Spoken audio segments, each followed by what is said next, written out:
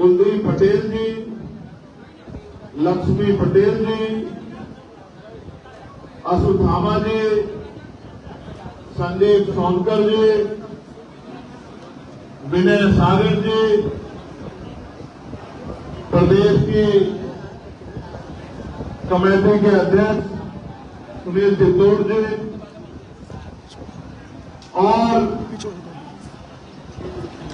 विधानसभा जिले मंडल के तमाम पदाधिकारियों को बधाई देता हूं कि उनकी मेहनत से आज का आपका कार्यक्रम सफल होने के लिए जा रहा है। मैं अपने युवा मोर्चा के साथियों का, मिशन 78 के साथियों का, अधिवक्ता सेल के साथियों का, किसान संगठन के साथियों का, भाईचारा कमेटी के साथियों का भी धन्यवाद देता हूं। ये बात सच है कि यहां गर्मी बहुत है, लेकिन ये भी करवा सकते हैं कि बाहर भी पैर रखने की जगह नहीं है। जब आप निकलोगे आप देख लोगे। और अभी तो छोटे छोटे साधनों से आपको अपने बड़े बड़े लक्ष्य साधने हैं। तो इस गर्मी से, कुर्सी की कमी से, जगह की कमी से हिम्मत हारने की जरूरत नहीं। इस तरह की तमाम परीक्षाओं से गुजरकर आपको स्वाभिमान सम्मान का जीवन खुद भी प्राप्त करना है और अपने जैसे बहुसंख्यक लोगों तक भी पहुंचाना। प्यारे भाइयों, मैं अपनी बात को शुरू करने से पहले समय समय पे दुनिया में जन्मे सभी संतों, गुरुओं और महान पुरुषों को भी नमन करता हूं।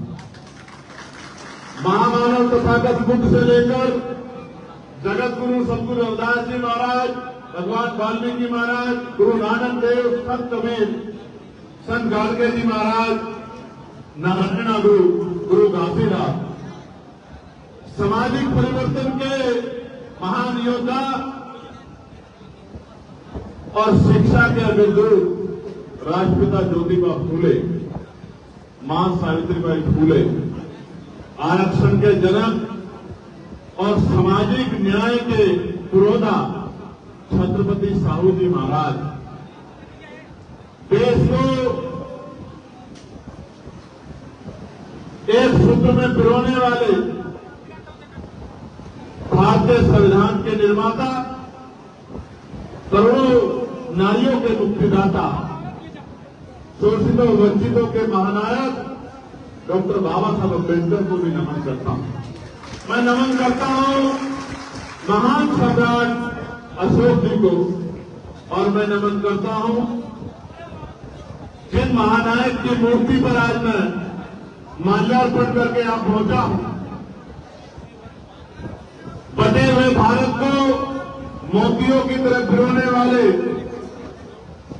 और वास्तविकता में प्रधानमंत्री पद के सबसे मजबूत उम्मीदवार जिनको नकारा गया व्यवस्था के कारण सरदार वल्लभ भाई पटेल जी को भी नमन करता हूं। हालांकि मेरी शिकायत ये रहेगी कि जहां सरदार वल्लभ भाई पटेल जी की जो लौह पुरुष है, जहां स्टैचू लगी है, तो मैं मीडिया के साथियों को जरूर कहूंगा कि एक बार जाके उस स्टैचू के आसपास का माहौल आप जरूर देखना, तो आपको पता लगेगा कि जिनकी बड़ी बड़ी मूर्तियां चाइना से रिपोर्ट करके लाके गुजरात में लगाई जाती है, जब उन महापुरुष की मूर्ति यहां लगी है जो 2020 की लगी हुई है, उस मूर्ति के आसपास ईंटे, अड्डे, रेत, डारा, बजरी, आप जूते पहने बगैर वहां घुस भी नहीं सकते। इस तरह की व्यवस्था यहां महापुरुषों का अपमान के जिले में हो रहा है। इस बात को भी मीडिया के साथियों को जरूर उठाना चाहिए। हालांकि मुझे विश्वास है कि जिस मांग को मैं उठाता हूं और कोई काम बाद में करना पड़े, उस मांग की तरफ पहले ध्यान देना पड़ता है। सरकार की आजकल देखरेख हमसे ज्यादा कोई नहीं कर रहा है कि सरकार गलत क्या कर रही है, और सही जिस दिन करेगी उस दिन भी आपको बता देंगे, अभी तो सही नहीं करते। प्यारे साथियों, मैं महामना रामचंद्र वर्मा जी को भी याद करता हूं, मैं चौधरी महाराज सिंह भारती जी को भी, मैं पहले यादव जी को भी, ईवी प्रजा रामानायकर स्वामी जी को भी, बाबू जगदेव प्रसाद कुशवाहा जी को भी, जननायक कपूरी ठाकुर जी को भी, मां फातिमा शेख जी को भी, मां अवंतिकाबाई लोधी जी को भी, मां झलकारी बाई कोरी जी को भी, मैं तमाम उन वीरांगनाओं को, जिनमें मां फूलन देवी भी है, नमन करता हूं, जिन्होंने अपने साहस, अपने पराक्रम से लोगों को रास्ता दिखाने का काम किया। मैं बाबू श्री दयाल जोशिया जी को, संत रामप्रिय प्रजापति जी को, मान्यवर दीना भाना वाल्मीकि जी को और मान्यवर साहब श्री काशीराम अपने गुरु और भगवान बिरसा मुंडा जी को भी जानता हूं। प्यारे साथियों, मैं इन महापुरुषों का जिक्र बार बार इसलिए करता हूं कि जो आने वाली पीढ़ियां हैं और वर्तमान की जो नौजवान नेतृत्व है, जब तक वो अपने महापुरुषों को पढ़ेगा नहीं, अपने महापुरुषों को जानेगा नहीं, मुझे नहीं लगता कि वो अपने महापुरुषों के रास्ते पे चल सकता। अपने महापुरुषों के रास्ते पर चलने के लिए उनको अपने महापुरुषों को पढ़ना पड़ेगा, जानना पड़ेगा, उनके संघर्ष को समझना पड़ेगा और उनके दिखाए रास्ते पे चलना पड़ेगा, तभी जाके आंदोलन सफल हो सकते। इसके अलावा कोई रास्ता नहीं। प्यारे साथियों, ये जो प्रभु जन सम्मेलन हम लोग कर रहे हैं और आज ये 13वां प्रभु जन सम्मेलन है, तो मिर्जापुर मंडल के साथियों को और यहाँ के पत्रकार बंधुओं को ये जानना चाहिए कि इस कार्यक्रम का नाम प्रभु जन सम्मेलन क्यों। सम्मानित बंधुओं, माताओं, बहनों, नौजवान साथियों, गौर करो, इस प्रदेश में और देश में पहले भी प्रभु जन सम्मेलन होते थे, लेकिन उन प्रभु जन सम्मेलन में एक ही जाति के लोग वक्ता होते थे, एक ही जाति के लोग अतिथि होते थे और बाकी सब लोगों को उनकी बात को सुनने के लिए सामने बिठाया जाता। ये माना जाता था, समझा जाता था कि एक ही जाति के लोग प्रभु हैं, लेकिन भगवान बुद्ध को मानने वाले, जगत गुरु रविदास जी को मानने वाले और संतों, गुरुओं, महान पुरुषों को मानने वाले हम जैसे अम्बेडकरवादी जनसंघी ये मानते हैं, न्यायवादी हम ये मानते हैं कि जब से बाबा साहब अम्बेडकर का संविधान लागू हुआ है, तो इस हद वंचित समाज में भी डॉक्टर, इंजीनियर, IAS, IPS, वकील, जज, प्रोफेसर, शिक्षक, पत्रकार, तमाम लोग पैदा हुए, तमाम लोग तैयार हुए हैं और उनकी बदौलत प्रदेश और देश तरक्की के रास्ते पर चल रहा है। आज इस देश के चीफ जस्टिस शेड्यूल कास्ट से आते हैं, आज इस देश की राष्ट्रपति, महामहिम हमारी राष्ट्रपति द्रौपदी मुर्मू जी, वो आदिवासी समुदाय से आती है। आज इस देश के प्रधानमंत्री जो तीसरी बार इनको सत्ता मिली है, वो खुद से कहते हैं कि मैं पिछले वर्ग से आता हूं। तो जिस समाज में प्रधानमंत्री हो, जिस समाज से मुख्यमंत्री हो, जिस समाज से राष्ट्रपति हो, जिस समाज से सर्वोच्च न्यायालय के मुख्य न्यायाधीश हो, वो समाज प्रबुद्धन समाज क्यों नहीं हो सकता, ये हमें सोचना है। और जब मैं देखता हूं कि बाबा साहब अम्बेडकर ने कहा था, जिस समाज में 10 डॉक्टर, 10 इंजीनियर, 10 वकील तैयार हो जाएंगे, उस समाज के हक अधिकारों को कोई छीन नहीं सकता है, उस समाज के हक अधिकारों को लूट नहीं सकता है। तो मैं मानता हूं कि हमारे लोगों में भी आज लाखों जन तैयार हो गए हैं। बस वो प्रबुद्ध लोग अपनी जिम्मेदारी को समझ लें, जिस तरह उन्होंने 1978 में अपनी जिम्मेदारी को समझ के गांव-गांव जाके लोगों को जागरूक करने का काम किया था। अगर वो प्रबुद्ध समाज, retired doctor, retired engineer, retired कर्मचारी, पुलिस के साथी, जुडिशरी के साथी, वकील साथी, प्रोफेसर साथी, जो रिटायरमेंट होने के बाद घर में बैठ गए हैं, तो सोचते हैं करना है। पूर्व प्रधान, वर्तमान प्रधान, जिला पंचायत सदस्य, पूर्व विधायक, पूर्व सांसद, जो जिनके कंधों पे जिम्मेदारी है कि समाज के हाशिए पे जो तबका है उसको साथ लेके चले, आज उन्हीं को जगाने के लिए प्रबुद्धन सम्मेलन किए जा रहे हैं। तो चलिए कहते हैं कि एक ही जाति के लोग प्रबुद्ध हैं, वो बाबा साहब अम्बेडकर के संविधान को नहीं मानते मेरे भाइयों, वो मनुस्मृति को मानने वाले लोग हैं। मनुस्मृति भी यही बात कहती है और ये दल भी यही बात कहते हैं। अगर कोई समानता की, न्याय की, भाईचारे की और एकता की बात करता है तो वो दल आजाद समाज पार्टी का श्रीराम है। इसके मंच पे आप यहां से यहां आगे देखोगे तो आपको शेड्यूल कास्ट के लोग भी मिलेंगे, शेड्यूल ट्राइब के लोग भी मिलेंगे, बैकवर्ड के लोग भी मिलेंगे, मुस्लिम भाई भी मिलेंगे, सिख भाई भी मिलेंगे। और आपको जानकर खुशी होगी कि पिछले 5 साल में आजाद समाज पार्टी ने एक ऐसा आंदोलन उत्तर प्रदेश के अंदर खड़ा किया है कि लोकसभा में हम 2 सीटों पे लड़े थे, 2 सीटों पे।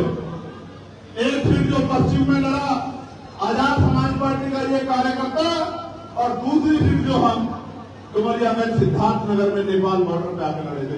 वाले, पावर वाले, बड़े बड़े काम वाले दलों को पटखनी देते हुए आजाद समाज पार्टी ने अपना लोहा मनवाने का काम।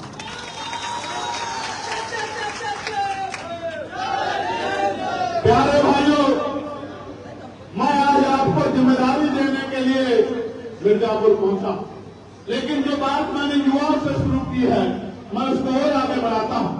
युवा वो है जो सपने देखता है, युवा वो है जिसके संघर्ष का कोई मुकाबला नहीं, युवा वो है जो आंधी तूफान से नहीं डरता है, युवा वो है जो हवाओं का रुख मोड़ देता है, युवा वो है जिसको रोका नहीं जा सकता है, युवा वो है सरदार करतार सिंह सराफा जिन्होंने 19 साल की उम्र में देश के लिए बलिदान दिया।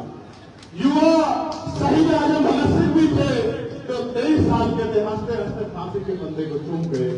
युवा वीर अब्दुल हमीद भी थे और युवा शहीद शिरोमणि उधम सिंह भी थे जिन्होंने जनरल लोहरवार को जाके लंदन में गोलियों से छन्नी करने के लिए छन्नी करके अपने लोग के स्वाभिमान सम्मान का बदला लेने का काम किया।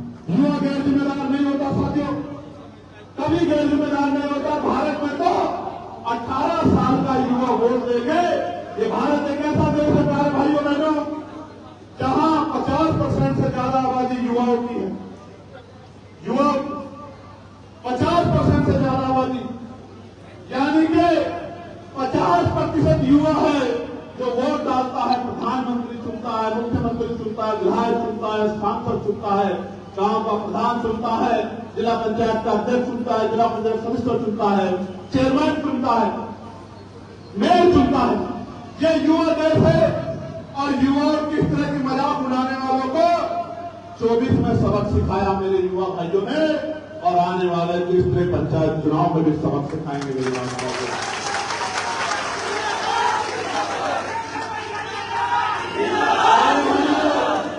मैं आपसे आग्रह करूंगा कि न ताली बजाना न नारा लगाना, बस मेरी बात पे गौर करना। मैं मानता हूं पसीना टपक रहा, बिल्कुल टपक रहा, ये छिपा हुआ नहीं है किससे, लेकिन बस एक बार अपने दिल पे हाथ रख के बताओ, जब ये अन्याय गुंडागर्दी की लाठी हमारे घर तक पहुंचती है, जब ये जुल्म जाति की लाठी हमारे घर तक, हमारी बहनों के स्मृतों तक पहुंचती है, वो आंसू खतरनाक होते, तकलीफ दे होते हैं या ये पसीना तकलीफ दे बताओ? वो आंसू ज्यादा दर्द देते हैं या ये पसीना तकलीफ दे रहा है? जरा जोर से एक बार मुझे बता दें। तो वो आंसू आपकी आंखों में ना आए तो आज को तकलीफ उठानी पड़ेगी। तैयार हो बताओ? याद करो, खेती किसानी करने वाले परिवारों से जुड़े लोग, किसान जब खेती अपने खेत को जोतने का काम करता है तो पसीना बहता, वही पसीना मिट्टी में, धरती में मिलता है, वो आपका पसीना किसानों का, मजदूरों का, और जब वो मिट्टी में मिलता है तभी फसल पैदा होती है। अगर ये पसीना नहीं बहेगा तो फसल नहीं तैयार होगी, और फसल नहीं तैयार होगी तो आने वाली नस्लों को भूखा मरने के लिए छोड़ा नहीं जा सकता। मेरे भाइयों, प्यारे साथियों, प्रबुद्धजन सम्मेलन के बारे में मैंने आपको बता दिया। अब मैं आपको ये बताना चाहता हूं कि प्रबुद्धजन सम्मेलन के जरिए किन विषयों को हम लोग उठाने का काम करें। ये प्रबुद्धजन सम्मेलन सहारनपुर से शुरू हुआ, हापुड़ में हुआ, गाजीपुर में हुआ, आगरा पहुंचा, लखनऊ पहुंचा, झांसी पर हुआ, मऊ में पहुंचा, बहराइच हुआ, आज आपके यहां है। ये 13वां सम्मेलन है और इसके बाद 5 सम्मेलन बाकी है। इस बीच में लास्ट सम्मेलन हम लोग गोरखपुर में करके आए थे। गोरखपुर में शानदार सम्मेलन हुआ, बहुत बड़े पैमाने पर लोगों ने प्रतिभाग किया। 2 दिन तक बारिश होती रही, मन में एक भाव थे, तकलीफ की भय था कि 2 दिन की बारिश के बाद लोग आ जाएंगे नहीं आ जाएंगे। और मैं दिल से बधाई देता हूं कि वहां भी हॉल छोटा पड़ा था और यहां भी हॉल छोटा था। ये वो लोग हैं जो जिनको ना पैसा दिया गया, ना मिठाई दी गई, ना गाड़ी करके दी गई, जिन्होंने अपने पेट को काट काट के एक पैसा जोड़ के जिन्होंने ये सम्मेलन कराया और यहां तक पहुंचकर मुझे हिम्मत देने का काम किया। इसलिए मैं पुनः आपसे दिखाई देता हूं। प्यारे साथियों, गोरखपुर के बाद आज आपके जिले में जो मांगे हमने उठाई थी, उनमें महत्वपूर्ण मांग ये थी कि मंडल कमीशन की सिफारिश है, जो बाकी सिफारिश है वो लागू होनी चाहिए। मंडल कमीशन जब आया था उसकी 2 सिफारिशें लागू हुई थी, अभी 38 सिफारिश बाकी। क्या आप चाहते हो मंडल कमीशन की सिफारिश लागू हो? दोनों हाथ उठा के बताओ, चाहते हो नहीं चाहते हो? जरा एक बार गौर से सुन लो। मंडल कमीशन की सिफारिश लागू होगी तो पिछड़े वर्ग के भाइयों को के अधिकार मिलेंगे। आप चाहते हैं पिछड़े वर्ग के भाइयों को उनके अधिकार मिले? जोर से बताओ। बहुत अच्छी बात। हमारी मांग ये भी थी कि जातिगत गणना होनी चाहिए। इस बात पर गौर करना कि जातिगत गणना होनी चाहिए। जब हमने मांग उठाई तो जातिगत गणना की मांग को सरकार ने मान लिया 5वें सम्मेलन के बाद। कोई बहुत बड़ा आंदोलन नहीं चल रहा था जातिगत गणना पे, लेकिन मान लिया। लेकिन हमारी मांग ये नहीं है सिर्फ की जातिगत गणना, जातिगत गणना के साथ साथ उसके आर्थिक आंकड़े भी जारी हो। क्या हो? आर्थिक आंकड़े। कैसे? ये पता लगे देश को किनके पास रहने के लिए जमीन है, किनके पास खेती के लिए जमीन है, किनके पास बैंक अकाउंट है और बैंक अकाउंट में 1 रुपया, 2 रुपया, 10 रुपया, लाखों रुपया एक्स्ट्रा हो जाएगा, सब सामने आ जाएगा। ये पता लगना चाहिए किसके पास 2 पहिए की गाड़ी है, किसके पास साइकिल है, किसके पास 4 पहिए की गाड़ी है, किसके पास ट्रैक्टर है, किसके पास नौकरी है सरकारी, किसके पास प्राइवेट नौकरी है, किसके पास 2 धंधे हैं, किसके पास इंडस्ट्री है, किसके पास मिल है, और कौन ऐसा है जो मंदिरों के, मस्जिदों के, गुरुद्वारों के बाहर भूखे पेट सो रहा है? कौन ऐसा है जिसके सर पर छत नहीं है? ये जानकारी भी लागू होनी, पता लगनी चाहिए। क्योंकि जब तक ये पता नहीं लगेगी तो सरकार योजना कैसे बनाएगी? मैं थोड़ा सा साधारण भाषा में समझाऊं। हमने गिनती की कि 10 लोग हैं सारे। अब 10 लोगों में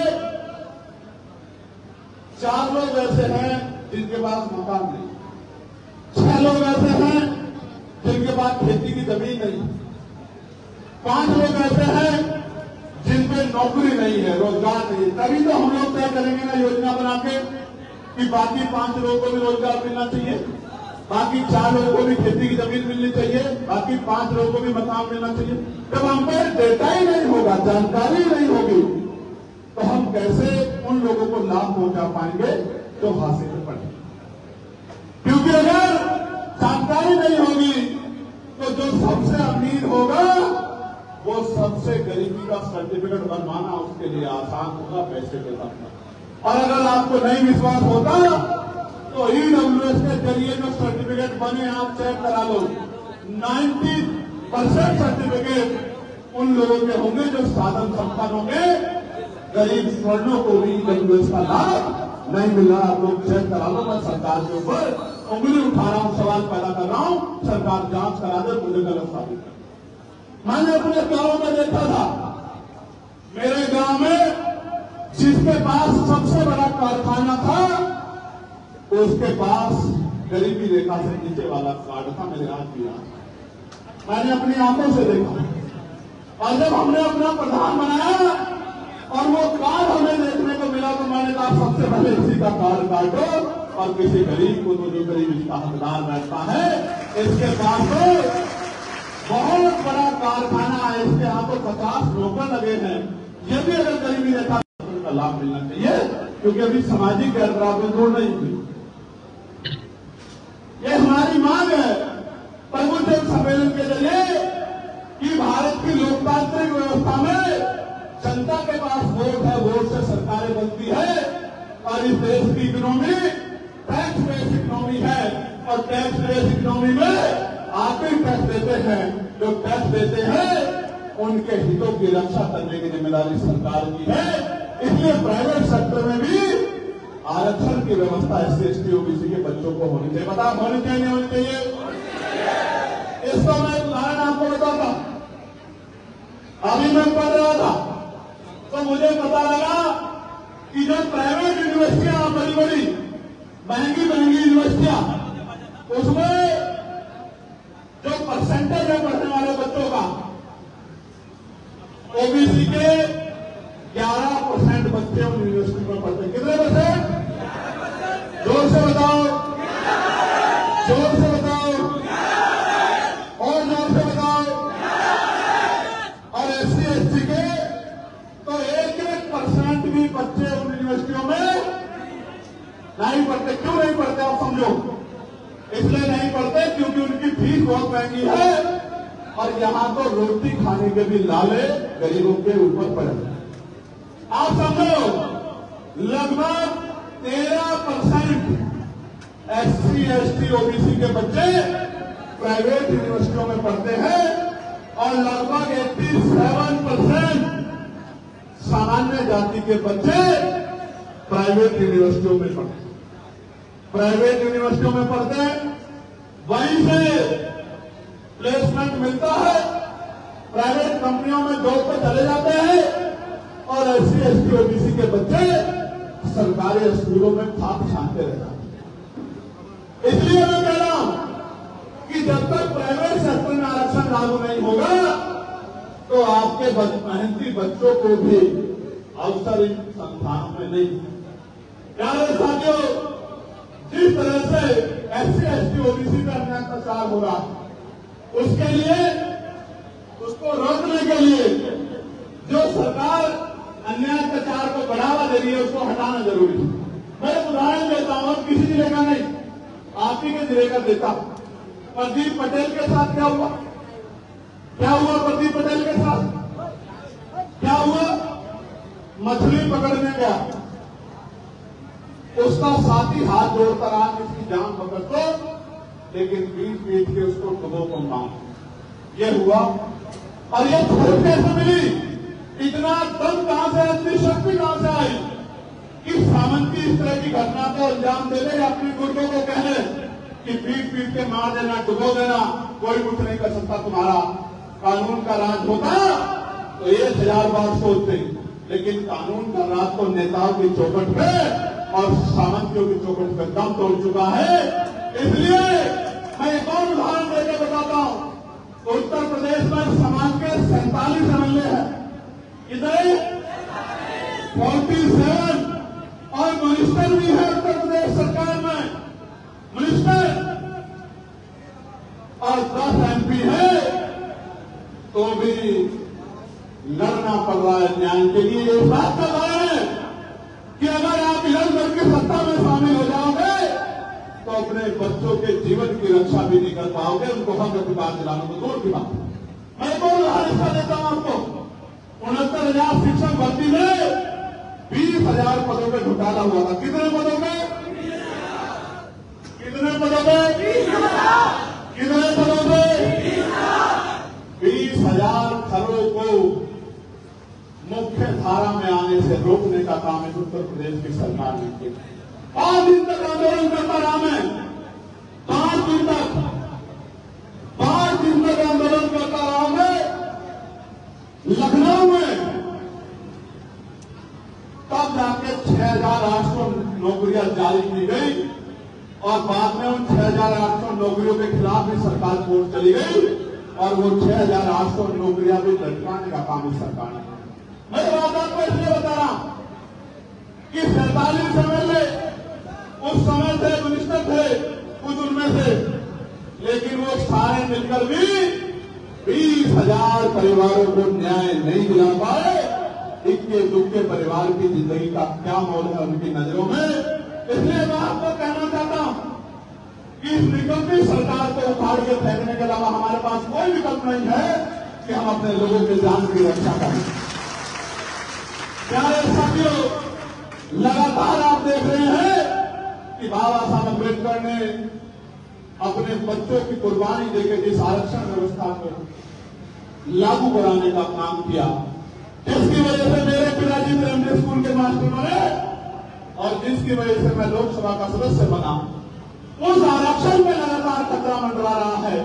आज देश में इतनी गैर बराबरी है, सामाजिक गैर बराबरी, कि अभी भी अगर आरक्षण जैसी व्यवस्था हट जाए, 20,000 पदों का मैंने उदाहरण दे दिया, लेकिन मैं गारंटी से कह सकता हूं आज भी गैर बराबरी इतने बड़े पैमाने पर है कि अगर आरक्षण व्यवस्था हट जाए तो पाल, प्रजापति, कश्यप, सैनी, मौर्य, साकेत, कुशवाहा, बिंद, राजभर, केवल, मल्ला, निषाद,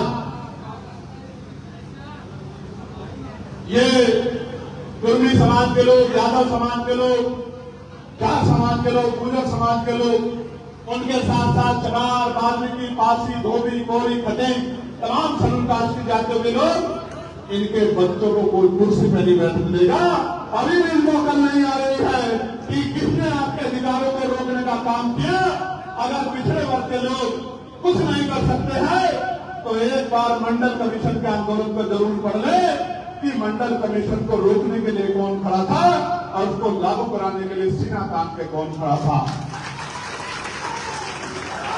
अगर शेड्यूल कास्ट के लोगों को नहीं पता लग रहा है तो शेड्यूल कास्ट के मेरे भाई एक बार 2 से 2018 के आंदोलन को गौर फरमा ले कि उनके बच्चों पे गोली चलाने वाला कौन था और उनके साथ कंधे से कंधा मिलकर लड़ाई लड़ने वाला कौन था, उनके हक अधिकार को बचाने वाला कौन था। और मुस्लिम समाज के भाइयों को भी कहना चाहता हूं, ना कोई कानून व्यवस्था, ना कोई न्याय व्यवस्था, बस नाम मुसलमान होना चाहिए, फिर गोली भी चलेगी, लाठी भी चलेगी, बुलडोजर भी चलेगा और इनकाउंटर भी होंगे। और फिर उनकी धार्मिक, चाहे जैन हो, चाहे बौद्ध हो, चाहे सिख हो, चाहे ईसाई हो, मुसलमानों की धार्मिक आजादी को भी जो आजादी संविधान ने दी है, उस आजादी को भी पानी में डुबो दिया जाएगा, उस आजादी में भी बुलडोजर चल जाएगा। उसका उदाहरण जो है कि जो परंपरागत कार्यक्रम होते आ रहे थे, वो सारे परंपरागत कार्यक्रम रोकने का काम इस सरकार ने कर दिया। मैं आपको विश्वास दिला के कहता हूं, एक बार मौका आजाद समाज पार्टी को दो, आपकी मस्जिदें, आपकी खानकाएं, आपके कब्रिस्तान, आपके अन्य धार्मिक स्थलों की सुरक्षा की गारंटी आजाद समाज पार्टी देगी। आपको न्याय दिलाने की गारंटी आजाद समाज पार्टी। प्यारे साथियों, एक आखिरी मांग जो हम लोग लंबे समय से पहले दिन से उठा रहे हैं, मैं ये जानना चाहता हूं, बाबा साहब अम्बेडकर के द्वारा जो वोट का अधिकार दिया गया है, आप इसकी शक्ति को समझते हो नहीं समझते हो? जोर से बताओ, समझते हो नहीं समझते हो? तो ये बताओ, जो लोग चाहते हैं कि ईवीएम से चुनाव हो वो हाथ खड़ा कर लो। जो चाहते हैं ईवीएम से चुनाव हो, गौर से सुन लो, कान खोलकर सुन लो, ऐसा ना हो आप गलत दिशा में हाथ उठा दो। जो लोग चाहते हैं ईवीएम से चुनाव हो वो हाथ खड़ा कर ले। अच्छा, एक आधा है मीडिया के भाइयों देख लो, वो भी गुमराह होकर उठा रहा, उसकी समझ में नहीं आ रहा होगा बेचारा। और इसको सत्यता करवा देता हूं अभी, जो लोग चाहते हैं बैलेट पेपर से चुनाव हो, जरा दोनों हाथ खड़ा कर दो, नीचे कर लो हाथ, बैठ जाओ अपनी जगहों पे, नीचे हाथ करके। ये कह रहा था मैं आपसे कि आजाद समाज पार्टी, भाई ये बच्चे बैठो सारे, अगर एक भी खड़ा दिखा मुझे ना, तो देख लेना अगले 10 सेकंड के अंदर। नीचे बैठो, जमीन पे बैठो, तुम लोग सब सोच प्राप्त किए थे, सब नीचे बैठो। इसको विवेक को मारो ग्राउंड।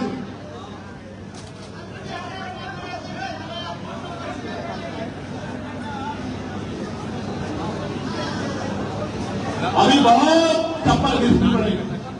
नीचे बैठो, आराम से, कपड़े नहीं पहनेंगे तुम्हारे, नीचे बैठो। आंदोलन है, इस आंदोलन के लिए तैयार हो जाओ। इस भट्टी में, संघर्ष भट्टी में तपने के लिए तैयार हो जाओ, तभी सोना बनोगे, वरना कोयला बन जाओगे, कोई नहीं पूछेगा। यहां तो कोयले के भी दाम भी है, आपका कोई दाम नहीं लगेगा अगर आप समझदार नहीं बनोगे। पड़ोसी मार के बैठो, घबराओ मत, ना देखो नौजवानों को किचन में बैठे, आप लोग को फिर भी चादर बैठो, ढंग से बैठो। बस कंधे पे आके हाथ रखते हुए किसी को मुझे बिठाना पड़ा तो फिर देख लेना। तो हमारी मांग थी कि बैलेट पेपर से चुनाव होना चाहिए, और भारत में लोकतंत्र जो जनता चाहती है वो होना चाहिए। होना चाहिए नहीं होना चाहिए? जब हमने इस मांग को उठाना शुरू किया, तब फिर इस मांग को तेजी से लोगों ने स्वीकार करना शुरू किया। प्यारे साथियों, अभी वोट चोरी को लेकर भी बहुत बड़ी चर्चा देश में चल रही है, और हमारे पास तो नोट होना हो, हमारी शक्ति बनाने के लिए अगर हम पे सबसे मजबूत कुछ है तो हमारी वोट। इस वोट में इतनी शक्ति है, जिसे चाहे कुर्सी में बिठा दो और जिसे चाहे कुर्सी में उठा के पटक दो, इतनी शक्ति इस वोट में। लेकिन सम्मानित साथियों, अब इस वोट की रक्षा कैसे करोगे? इस वोट की रक्षा ऐसे होगी जब आप सब लोग, जो एक नारा मैंने एक 10 दिन पहले दिया कि हमें इस वोट की रक्षा, माननीय काशीराम साहब कहते थे बैलेट के साथ साथ बुलेट की तैयारी भी करनी पड़ेगी, कहते थे नहीं कहते थे? लेकिन मैं आपसे कह रहा हूं, बैलेट के साथ साथ हमें वोट की रक्षा की तैयारी भी करनी पड़ेगी। कैसे? आपके बूथ पे, वार्ड में जो पढ़े लिखे नौजवान हैं, कंपटीशन की तैयारी कर रहे हैं, 11वीं में है, 12वीं में है, 10वीं में है, 18 साल पार हो गए हैं, जो ठंडा उठाकर मेरी एक आवाज पे दिल्ली तक चले जाते हैं, लखनऊ तक चले जाते हैं, जो मुझे देखने के लिए आंधी तूफान में खड़े रहते हैं, जो मेरी एक आवाज पर अच्छे से अच्छे ताकतवर जालिम को मुंह तोड़ जवाब देने के लिए तैयार रहते हैं। उन भाइयों से कह रहा हूं जो मेरे सामने बैठे हैं, भले मेरा नारा मत लगाओ, जिंदाबाद मत करो, मुझे माला ना पहनाओ, मुझसे मिलो मत, लेकिन अगर सच में मुझसे प्यार करते हो तो इस समय को बर्बाद मत करो। हर व्यक्ति, हर नौजवान अपने अपने वोट की जिम्मेदारी उठाओ, वोट वॉरियर बनो, वोट रक्षक बनो, डेटा तैयार करो, एक एक वोट को संगठित करो, मेरी बात को घर घर तक पहुंचाने का काम करो, और इस बात को मजबूत करने का काम करो, जिससे आपकी आने वाली पीढ़ियां सुख, सुविधा और सम्मान का जीवन प्राप्त कर सके। करोगे नहीं करोगे बताओ? कैसे आप आज मोटरसाइकिल लेकर दौड़े? मुझे आपके 1 महीना नहीं चाहिए, मुझे हफ्ते में आपके 2 दिन, 1 दिन चाहिए, उसके भी कुछ घंटे चाहिए। इतने दिन, 1 दिन और 1 दिन के भी कुछ घंटे। दूर मत जाओ, मैं जानता हूं आपकी जेब में पैसे नहीं होते, कहां से लाओगे पैसे, मैं जानता हूं। दूर मत जाओ, अपनी गली को, अपने वार्ड को तैयार करो, एक एक घर जाओ, डेटा बनाओ, ट्रेनिंग कराएं। जिम्मेदारी उठाओ अपने विधानसभा अध्यक्ष को तो कि मैं अपने वोट का अपने भाई को ताकत देने के लिए, अपने गरीब परिवारों के आंसू पहुंचने के लिए मैं वोट रक्षक बनने का काम करूंगा। मेरा नाम पता नंबर नोट कर लो, मुझे जो काम आप बताओगे उसको मैं करने का काम करूंगा। जिम्मेदारी उठाओ अगर आप मुझसे प्यार करते हैं। क्योंकि प्यारे भाइयों, जब तक हम पे ताकत नहीं आएगी, किसी भी तरह का परिवर्तन वो शक्ति से होता है और शक्ति सत्ता में है। जब तक सत्ता हमारे पास नहीं होगी, न हम जान माल की रक्षा कर सकते हैं, न आपको इज्जत सम्मान का जीवन दिलाने का जो संकल्प लेके हम लोग दिल में चल रहे हैं उस संकल्प को पूरा कर सकते हैं। मैं आपके सामने ये बात दोहराना चाहता हूं। मैं जब लोकसभा में गया, 1 साल से ज्यादा का समय हो गया। इस बार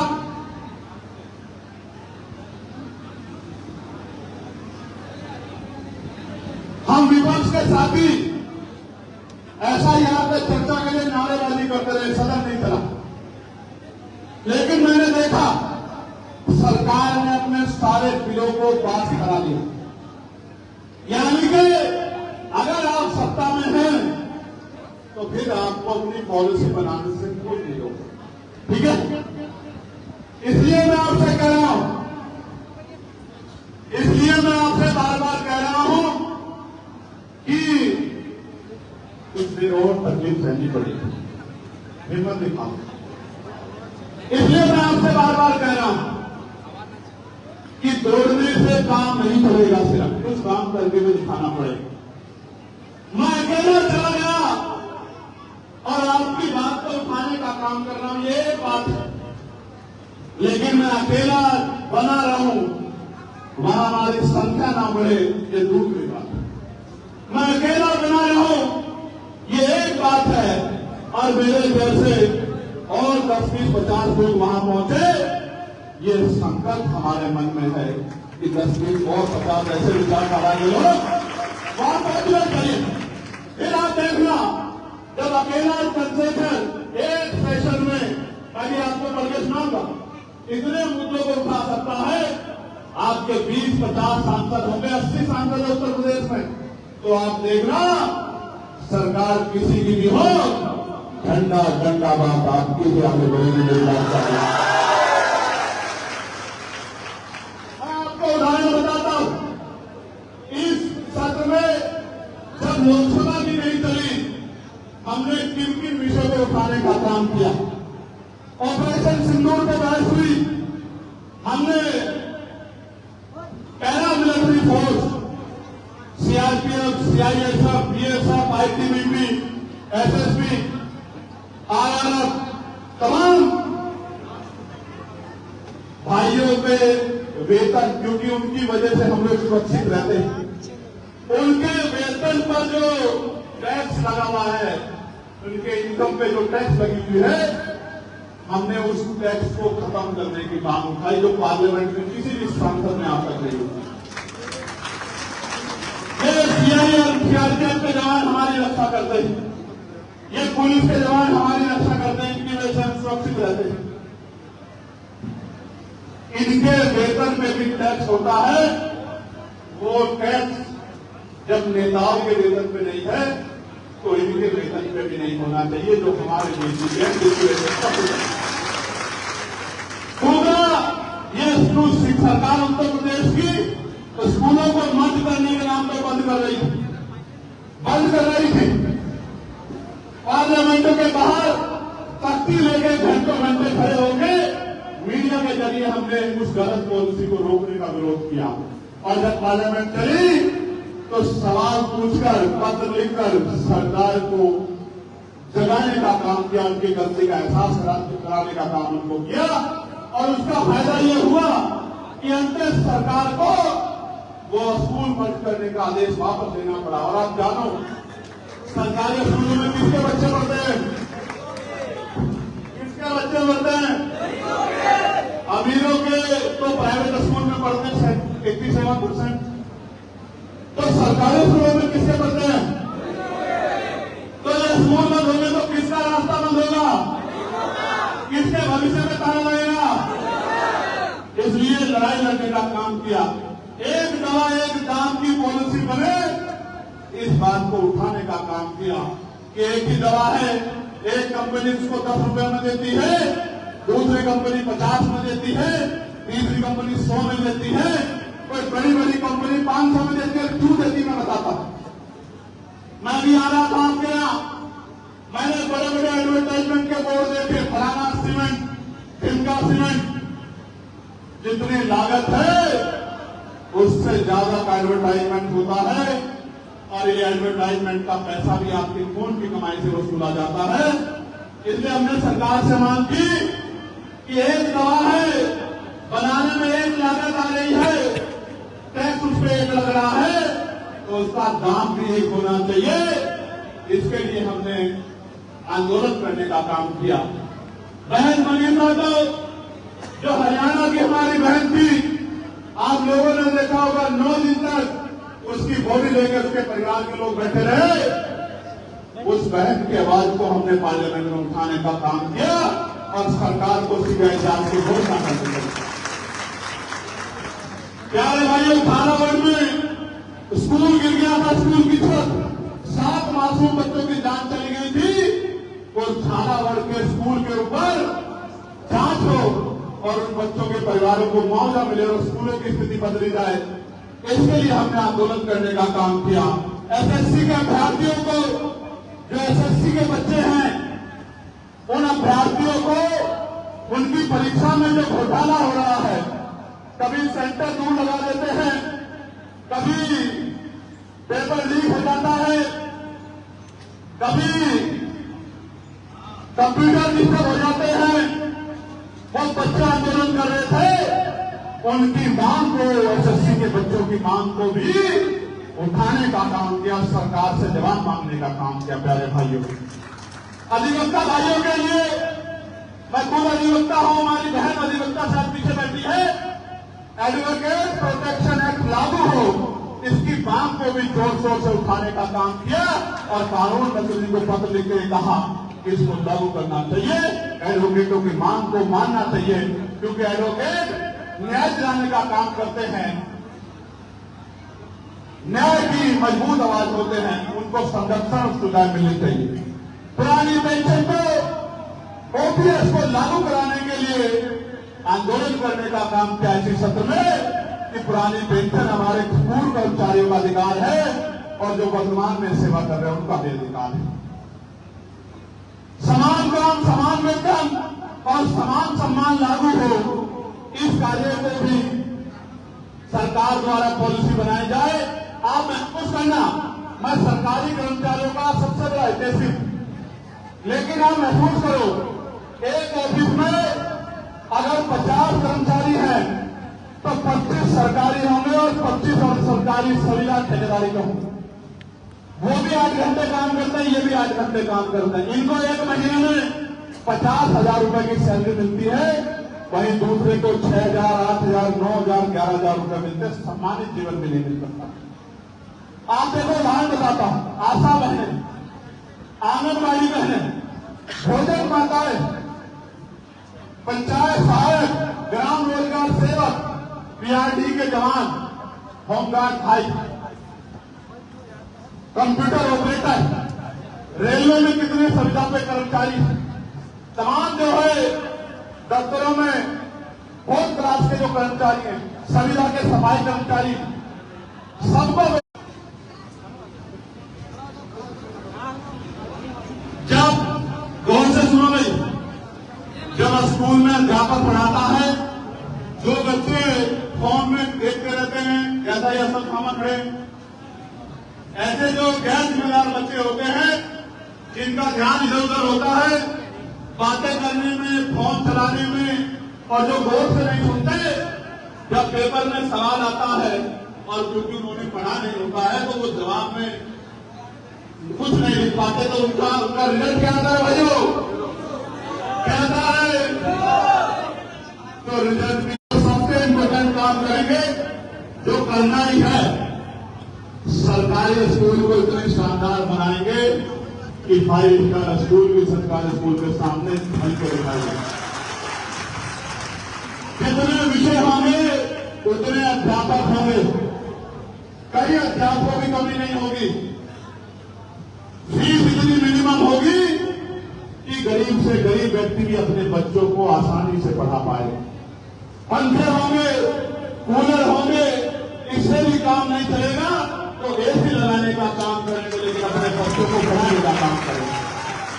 प्यारे भाइयों, 2000 रुपए नहीं दे पाएंगे अपने घर परिवार के लोगों को, 5 किलो राशन नहीं दे पाएंगे, लेकिन ऐसी शिक्षा देंगे कि 50,000 रुपए की नौकरी करने में आपके बेटे को कोई कठिनाई नहीं आएगी। मेरी बात का 2000 रुपए के महीने के सहयोग से आपकी गरीबी नहीं कटेगी, 500 रुपए के 400 रुपए के राशन से नहीं गरीबी कटेगी, लेकिन 50,000 रुपए की नौकरी जब आपका बेटा बेटी करेगा तो आपकी गरीबी के दिन दूर हो जाएंगे और आपको इज्जत सम्मान की जिंदगी भी मिलेगी। मेरी बात का प्यारे भाइयों, सरकारी अस्पतालों में ऐसी सुविधा करेंगे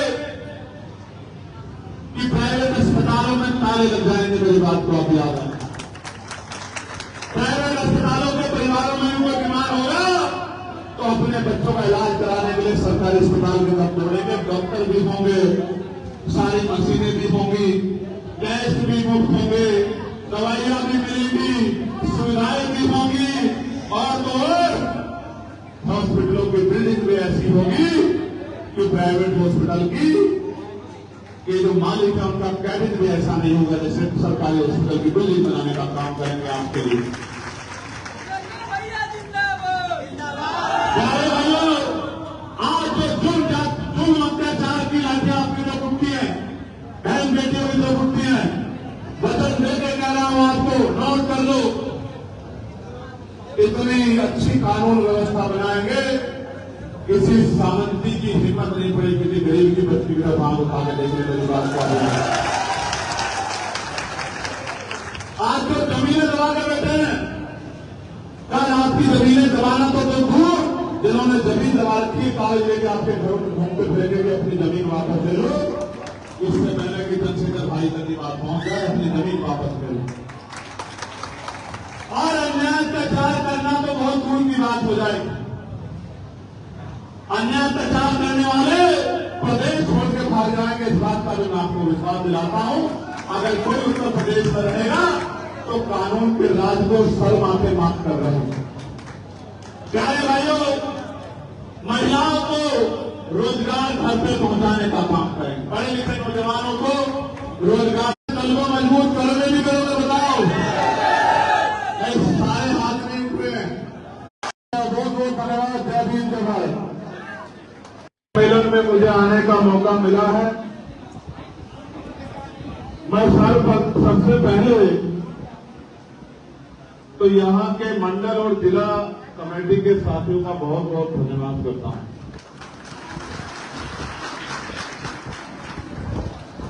मैं भाई पटेल साहब, सुनील पटेल जी, राजेश गौतम जी, रविकांत जी, विजय आजाद जी, कुलदीप पटेल जी, लक्ष्मी पटेल जी, अशुथामा जी, संदीप सोनकर जी, विनय सागर जी, प्रदेश की कमेटी के अध्यक्ष सुनील चित्तौड़ जी और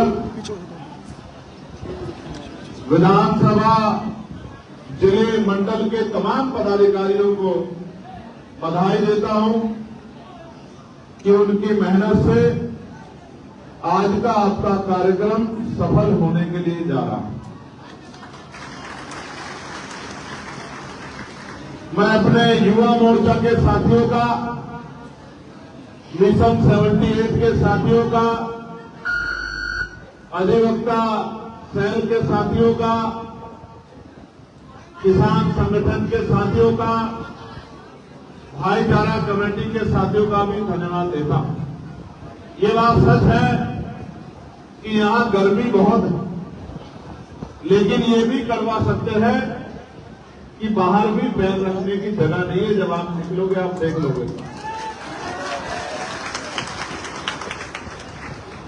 और अभी तो छोटे छोटे साधनों से आपको अपने बड़े बड़े लक्ष्य साधने हैं।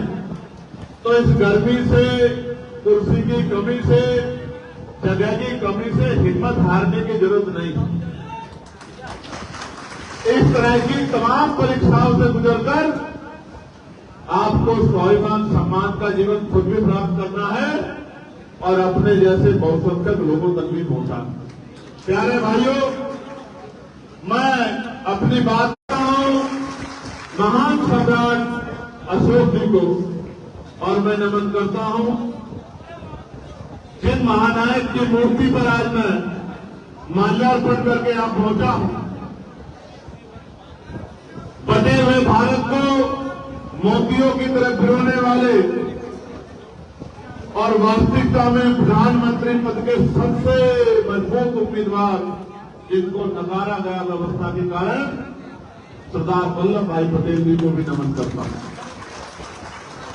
हालांकि मेरी शिकायत ये रहेगी कि जहां सरदार वल्लभ भाई पटेल जी की जो लौह पुरुष है जहां स्टैचू लगी है, तो मैं मीडिया के साथियों को जरूर कहूंगा कि एक बार जाके उस स्टैचू के आसपास का माहौल आप जरूर देखना, तो आपको पता लगेगा कि जिनकी बड़ी बड़ी मूर्तियां चाइना से डिपोर्ट करके लाके गुजरात में लगाई जाती है, जब उन महापुरुष की मूर्ति यहां लगी है जो 2020 की लगी हुई है, उस मूर्ति के आसपास ईंटें, अड्डे, रेत, डारा, बजरी, आप जूते पहने बगैर वहां घुस भी नहीं सकते।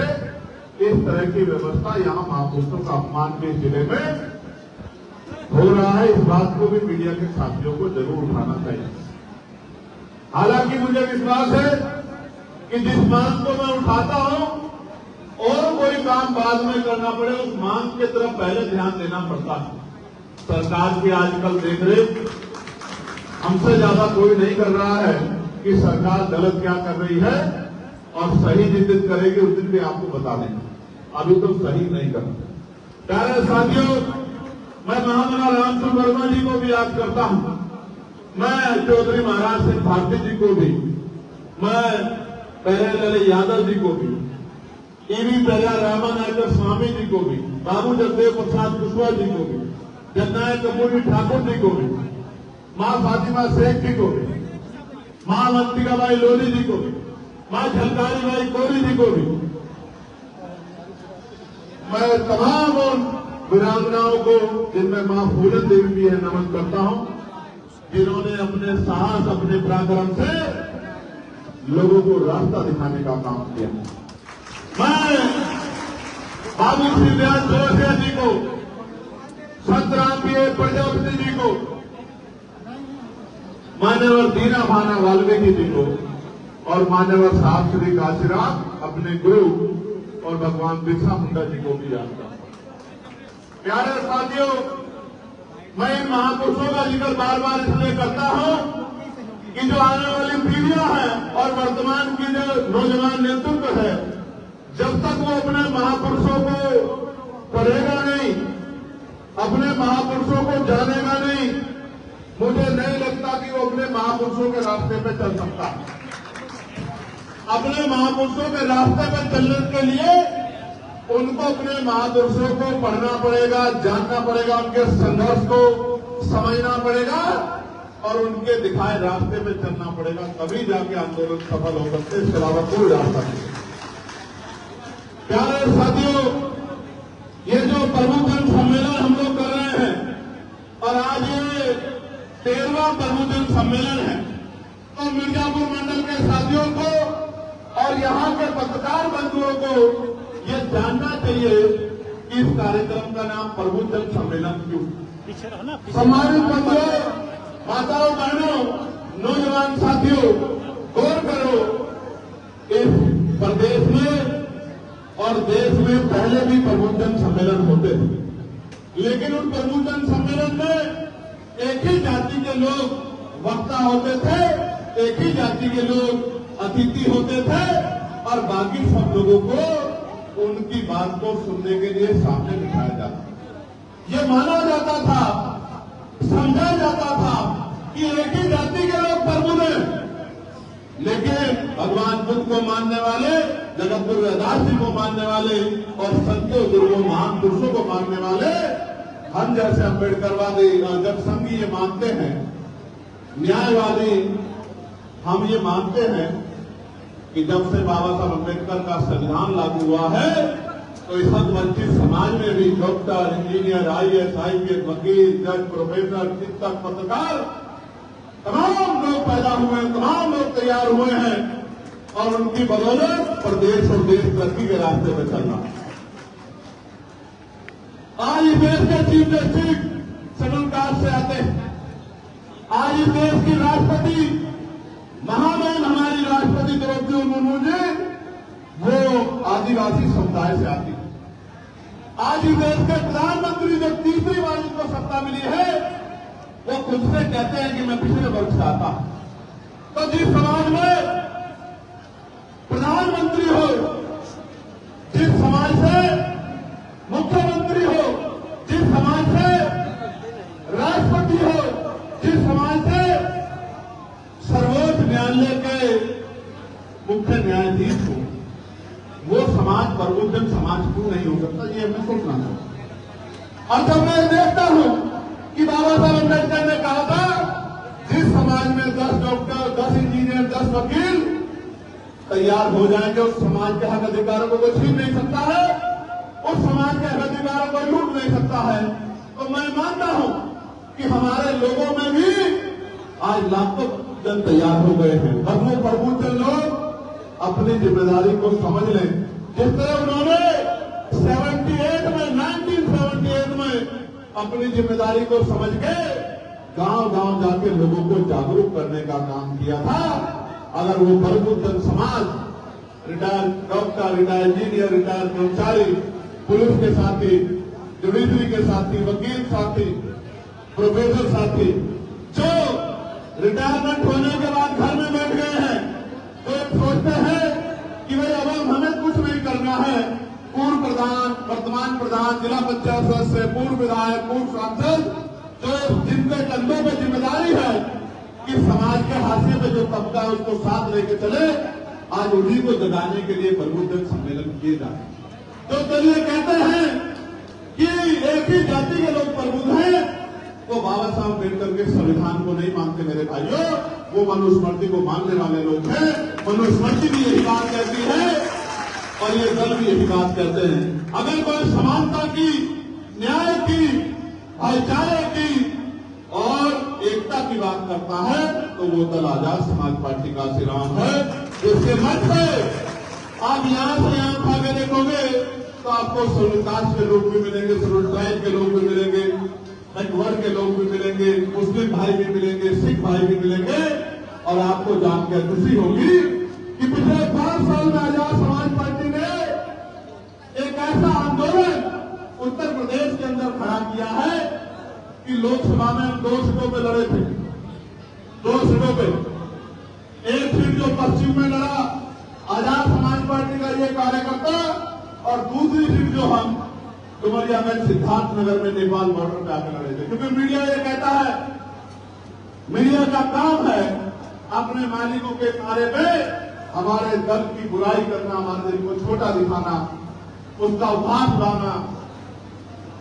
तो मीडिया कहता है कि आजाद समाज पार्टी पश्चिम का दल है, पश्चिम में इसकी जड़ें मजबूत हैं, इसलिए हम दूसरा चुनाव जब लड़े लोकसभा का, दूसरी सीट पर डुमरियागंज में जाके तो एक सीट पे हमें 5 लाख से ज्यादा वोट मिले और आपका ये कार्यकर्ता लोकसभा पहुंचा। और दूसरी तरफ डुमरियागंज में 80,000 से ज्यादा मत लेके हमारी पार्टी का प्रत्याशी तीसरे नंबर पर पहुंचा और राष्ट्रीय पार्टी के लोग चौथे 5वें नंबर पर पहुंचे। प्यारे साथियों, ये जंगल में जो मंगल हुआ है ये इन बहादुर नौजवानों की मेहनत से हुआ है, इनके संघर्ष से हुआ। प्यारे भाइयों, मुझे बहुत सारी बातें कहनी है, लेकिन सबसे पहली बात आपके लिए जिम्मेदारी के तौर पे ये कह रहा हूं कि साथियों, जब इस आंदोलन की शुरुआत हुई आज तीसरा आदमी कहता था कि चंद्रशेखर के साथ नौजवान लोग हैं, युवा लोग हैं। ये कह के पता नहीं वो क्या साबित करना चाहते थे। या तो वो ये कहना चाहते थे कि युवा कमजोर होता है, या वो ये कहना चाहते थे कि युवा गैर जिम्मेदार होता है, क्या वो ये कहना चाहते थे कि युवा कुछ कर नहीं सकता है। आज मैं उनको कहना चाहता हूं, इन्हीं युवाओं के बदौलत और समाज के उस मजबूर संघर्षशील तबका जो उम्र में तो 50 के करीब पहुंच गया, 60 के करीब पहुंच चुका, लेकिन महापुरुषों के मिशन को चलाने के लिए उनका दिल युवा वाला है। इन तमाम साथियों के बदौलत बड़े बड़े पैसे वाले, पावर वाले, बड़े बड़े काम वाले दलों को पटखनी देते हुए आजाद समाज पार्टी ने अपना लोहा मनवाने का काम।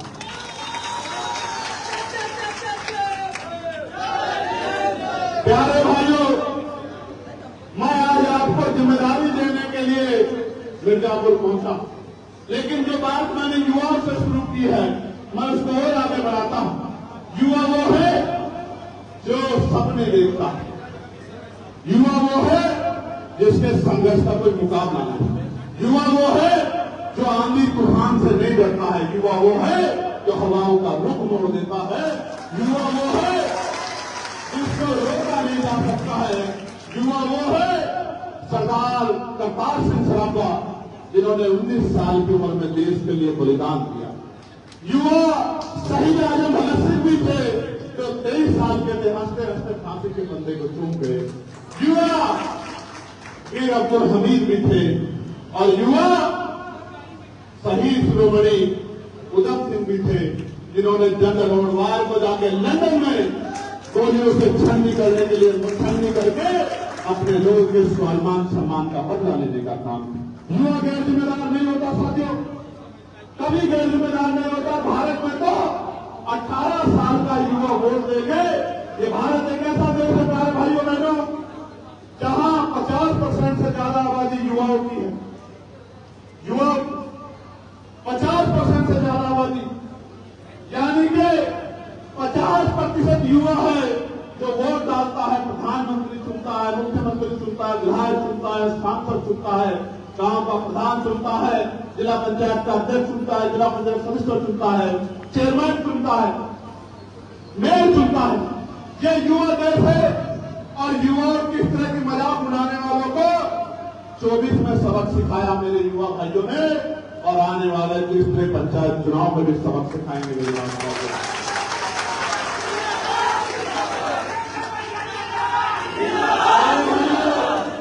मैं आपसे आग्रह करूंगा कि न ताली बजाना न नारा लगाना, बस मेरी बात पे गौर करना। मैं मानता हूं पसीना टपक रहा, बिल्कुल टपक रहा, ये छिपा हुआ नहीं है किससे, लेकिन बस एक बार अपने दिल पे हाथ रख के बताओ, जब ये अन्याय गुंडागर्दी की लाठी हमारे घर तक पहुंचती है, जब ये जुल्म जाति की लाठी हमारे घर तक, हमारी बहनों की अस्मतों तक पहुंचती है, वो आंसू खतरनाक होते, तकलीफ दे होते हैं, या ये पसीना तकलीफ दे, बताओ। वो आंसू ज्यादा दर्द देते हैं या ये पसीना तकलीफ दे रहा है, जरा जोर से बात मुझे बता दें। तो वो आंसू आपकी आंखों में ना आए तो आज को तकलीफ उठानी पड़ेगी। तैयार हो नहीं तैयार हो बताओ। याद करो, खेती किसानी करने वाले परिवारों से जुड़े लोग हो।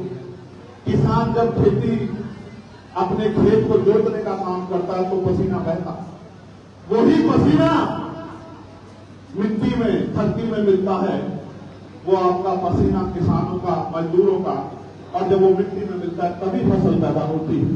अगर ये पसीना नहीं बहेगा तो फसल नहीं तैयार होगी, और फसल नहीं तैयार होगी तो आने वाले नस्लों को भूखा मरने के लिए छोड़ा नहीं जा सकता। मेरे भाइयों, प्यारे साथियों, प्रबुद्धजन सम्मेलन के बारे में मैंने आपको बता दिया। अब मैं आपको बताना चाहता हूं कि प्रबुद्धजन सम्मेलन के जरिए किन विषयों को हम लोग उठाने का काम कर रहे हैं। ये प्रबुद्धजन सम्मेलन सहारनपुर से शुरू हुआ, हापुड़ में हुआ, गाजीपुर में हुआ, आगरा पहुंचा, लखनऊ पहुंचा, झांसी पर हुआ,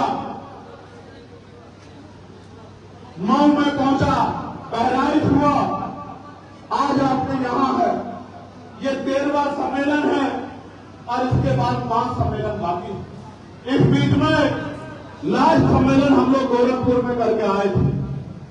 गोरखपुर में शानदार सम्मेलन हुआ, बहुत बड़े पैमाने पे लोगों ने प्रतिभाग किया। 2 दिन तक बारिश होती रही, मन में एक भाव थे, तकलीफ की ख्याल था कि 2 दिन की बारिश के बाद लोग आ जाएंगे नहीं आ जाएंगे। और मैं दिल से बधाई देता हूं कि वहां भी हॉल छोटा बड़ा था और यहां भी हॉल छोटा था।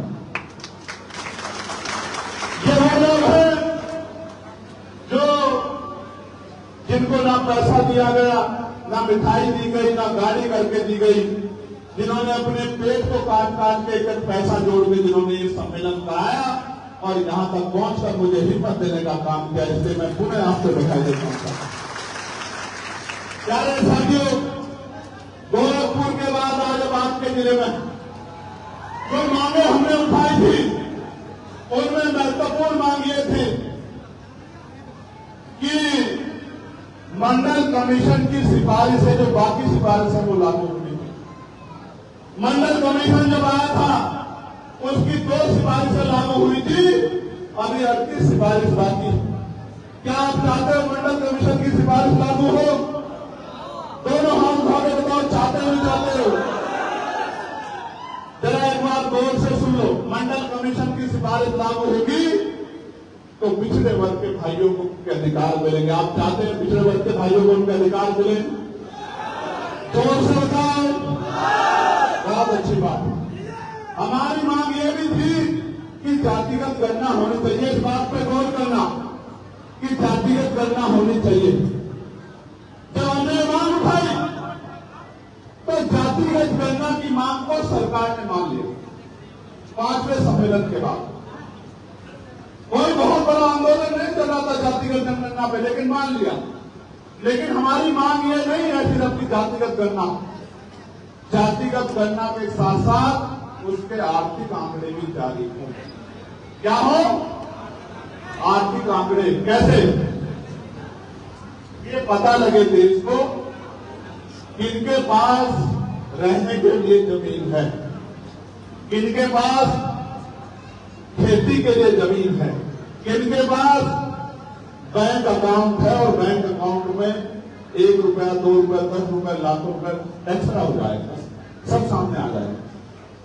ये पता लगना चाहिए किसके पास 2 पहिए की गाड़ी है, किसके पास साइकिल है, किसके पास 4 पहिए की गाड़ी है, किसके पास ट्रैक्टर है, किसके पास नौकरी है सरकारी, किसके पास प्राइवेट नौकरी है, किसके पास 2 धंधे हैं, किसके पास इंडस्ट्री है, किसके पास मिल है, और कौन ऐसा है जो मंदिरों के, मस्जिदों के, गुरुद्वारों के बाहर भूखे पेट सो रहा है? कौन ऐसा है जिसके सर पर छत नहीं है? जानकारी की लागू मुझे पता लगनी चाहिए, क्योंकि जब तक ये पता नहीं लगेगी तो सरकार योजना कैसे बनाएगी? मैं थोड़ा सा साधारण भाषा में समझाऊं। हमने गिनती की कि 10 लोग हैं सारे, अब 10 लोगों में 4 लोग ऐसे हैं जिनके पास मकान नहीं, 6 लोग ऐसे हैं जिनके पास खेती की जमीन नहीं, 5 लोग ऐसे हैं जिनपे नौकरी नहीं है, रोजगार नहीं है। तभी तो हम लोग तय करेंगे ना योजना बना के कि बाकी 5 लोगों को भी रोजगार मिलना चाहिए, बाकी 4 लोगों को भी खेती की जमीन मिलनी चाहिए, बाकी 5 लोगों को भी मकान मिलना चाहिए।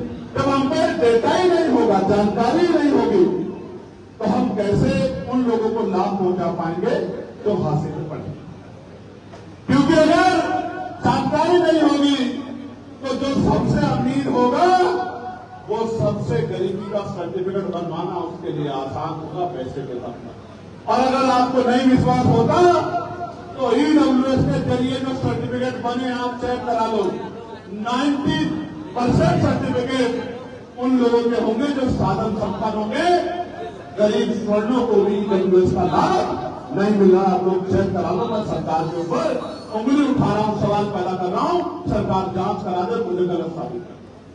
मैंने अपने गांव में देखा था, मेरे गांव में जिसके पास सबसे बड़ा कारखाना था उसके पास गरीबी रेखा से नीचे वाला कार्ड था। मेरे हाथ भी रहा, मैंने अपनी आंखों से देखा। और जब हमने अपना प्रधान बनाया आप सबसे पहले इसी का कार्ड काटो और किसी गरीब को तो जो गरीब इसका हकदार बैठता है इसके पास तो बहुत बड़ा कारखाना है, इसके यहाँ तो 50 नौकर लगे हैं। ये भी अगर गरीबी रेखा से नीचे है तो जिसके सर पर छप्पर नहीं, तरपाल भी नहीं है, जो खुले में सो रहा है, उसके बारे में सरकार कब सोचे। प्यारे भाइयों, तो हमारी मांग है जातिगत गणना हो तो आर्थिक आंकड़ों के साथ हो। उसके साथ साथ माने पार्लियामेंट में आपने सुना होगा एक बिल में प्राइवेट नंबर बिल लेके आया था। इस देश में 2% सरकारी नौकरियां हैं। कितने %? 98% प्राइवेट सेक्टर। हमारी ये मांग थी कि प्राइवेट सेक्टर में भी SC, ST, OBC के लोगों को आरक्षण का लाभ मिलना चाहिए। इसलिए मैं पार्लियामेंट में ये प्राइवेट नंबर बिल लेके आया कि जिस तरह से निजीकरण बढ़ रहा है, कल आने वाले समय में सरकारी नौकरी खत्म हो जाएगी तो निजी क्षेत्रों में भी SC, ST के OBC के लोगों को आरक्षण का लाभ मिलना चाहिए, क्योंकि अभी सामाजिक गैर बराबरी दूर नहीं हुई। ये हमारी मांग है प्रबुद्ध सम्मेलन के जरिए कि भारत की लोकतांत्रिक व्यवस्था में जनता के पास वोट है, वोट से सरकारें बनती है और इस देश की इकोनॉमी टैक्स बेस्ड इकोनॉमी है और टैक्स बेस्ड इकोनॉमी में आप ही टैक्स देते हैं। जो टैक्स देते हैं उनके हितों की रक्षा करने की जिम्मेदारी सरकार की है।